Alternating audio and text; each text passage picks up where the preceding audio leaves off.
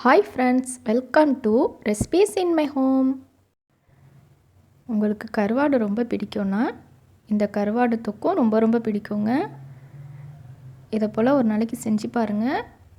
ரொம்ப சுவையான கருவாடு தொக்கு எப்படி செய்கிறதுன்னு பார்க்கலாம். நான் இன்றைக்கி துண்டு கருவாடு எடுத்திருக்கேன். உங்கள் வீட்டில் எந்த துண்டு கருவாடு இருந்தாலுமே யூஸ் பண்ணிக்கலாம். அதுக்கு நான் ஒரு பெரிய நெல்லிக்காய் அளவுக்கு புளி எடுத்திருக்கேன். அதை ஒரு முறை தண்ணியில் அலசிட்டு ஊற வச்சுக்க போகிறேன். இப்போ அலசிட்டேன், கொஞ்சமாக தண்ணி ஆட் பண்ணியிருக்கேன். அப்படியே ஊறட்டும். அதை போல் 4 துண்டு கருவாடு எடுத்து தண்ணியில் ஊற வச்சுக்கிறேன். கருவாட்டில் இருக்கிற அதிகப்படியான உப்பு தண்ணியில் இறங்கிடும். அதுக்காகத்தான் நம்ம ஊற வச்சுக்கிறோம். 15 நிமிஷத்துக்கு ஊறட்டும். ஊறிக்கிட்டு இருக்கிற நேரத்தில் நான் வெங்காயம் தக்காளி கட் பண்ணி வச்சுருக்கேன். 2 பெரிய சைஸ் வல்லாரி கட் பண்ணியிருக்கேன்.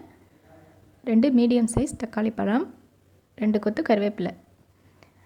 இப்போ ஒரு பேனில் 5 to 6 டேபிள் ஸ்பூன் அளவுக்கு தேங்காய் எண்ணெய் விட்டுக்கோங்க. ஹீட்டானதும் வெங்காயத்தை ஆட் பண்ணிக்கிறேன். தேங்காய் எண்ணெயில் செஞ்சிங்கன்னா நல்ல வாசனையாக இருக்கும். இப்போ நல்லா அதை வதக்கிக்கிறேன். ஒரு பச்சை மிளகாய் 2 கட் பண்ணி சேர்த்துக்கிறேன். தக்காளி பழம், கருவேப்பிலை 2யுமே ஆட் பண்ணியாச்சு. இப்போ நல்லா வதக்கிக்கலாம்.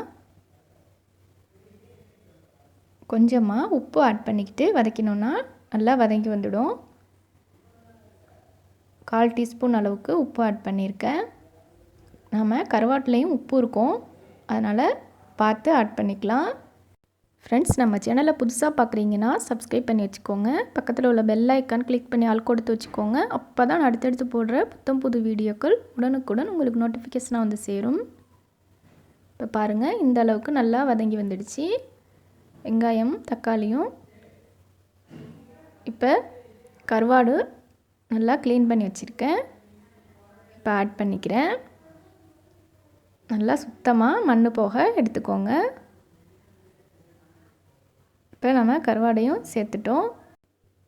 கருவாடு வேகிறதுக்காக ஒரு 2 நிமிஷத்துக்கு வதக்கி விட்டுக்கிறேன். இப்போவே மசாலாவையும் ஆட் பண்ணிக்கலாம். ஒரு 2 நிமிஷம் வதக்கின பிறகு மஞ்சள் தூள் 1/4 டீஸ்பூன் அளவுக்கு ஆட் பண்ணியிருக்கேன். மிளகாய்த்தூள் 1 டேபிள் ஸ்பூன் அளவுக்கு ஆட் பண்ணியிருக்கேன். மிளகுத்தூள் 1/4 டீஸ்பூன் அளவுக்கு ஆட் பண்ணியிருக்கேன். உங்களுக்கு எவ்வளவு காரம் தேவையோ, நீங்கள் எவ்வளவு செய்கிறீங்களோ அதுக்கு தகுந்தாற் போல் மசாலாலாம் ஆட் பண்ணிக்கலாம். இப்போ நல்லா வதக்கி விட்டுருக்கேன். இப்போ புளி கரைசல் ஆட் பண்ணிக்கிறேன்.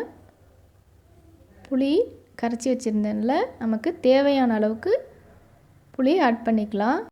இப்போ புளியோட பச்சை வாசனை போக நல்லா கொதிக்க விட்டுறணும். இந்த புளி தண்ணியும் நல்லா சுண்டி வந்துடணுங்க. இப்போ பாருங்கள், இந்த அளவுக்கு இருக்குல்ல, இன்னும் கொஞ்சம் நேரத்தில் நல்லா சுண்டி வந்துடும்.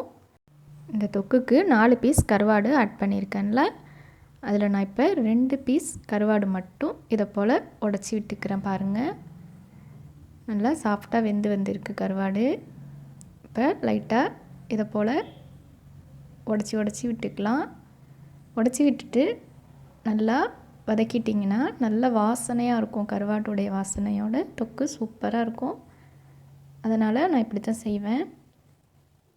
இப்போ அதை நல்லா வதக்கி விட்டுக்கிறேன். அவ்வளோதான் ஃப்ரெண்ட்ஸ், ரொம்ப சூப்பராக நமக்கு கருவாடு தொக்கு ரெடி ஆகிடுச்சு.